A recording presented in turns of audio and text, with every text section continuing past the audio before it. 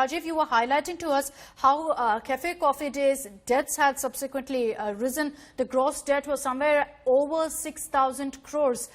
Did Siddhartha have some sort of a debt reduction strategy? Because there's a lot of talk of that as well, that he was in talks with companies like Coca-Cola.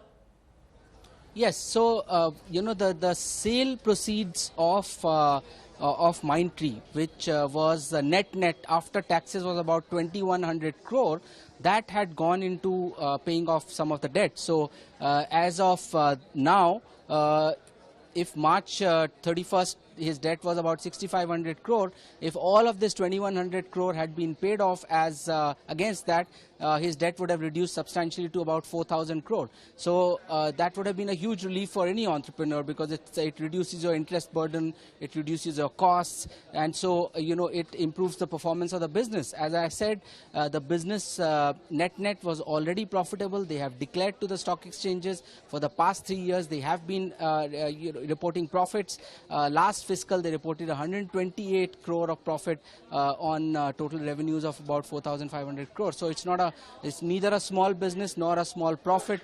So what he said in that letter, alleged letter, which again is a big question mark, because the signatures on that letter do not match with the signatures that his regular signatures, which are on the annual report, and his signatures that he has been writing for the past few years. So there's a big question mark about the letter itself, but what the letter says and what the reality is are two totally different. No, but Rajeev, you look at the timeline really of how things have gone business-wise for Siddhartha. He had increased his stake in 2012 also in Mindtree. But there are questions about whether the fact that the IT department stepped in, attached several of the shares of both Mindtree and Coffee Day, whether that really dented Siddhartha, and what really is the circumstance under which the IT department takes this kind of a step usually. So this was part of their raids that they did, and as part of the raids, these shares were attached in January of 19. But subsequently, if you look at Securities Exchange Board of India had cleared the sale of Mindtree to L&T, and the proceeds of 2,100 crore net rupees 2,100 crore have come into Mindtree, into Cafe Coffee Day, and from which have been used to pay off the loans.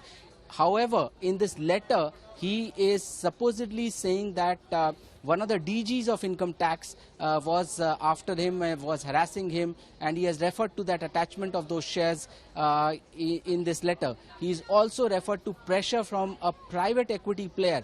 One of the private equity players, they have 4 or 5 of them.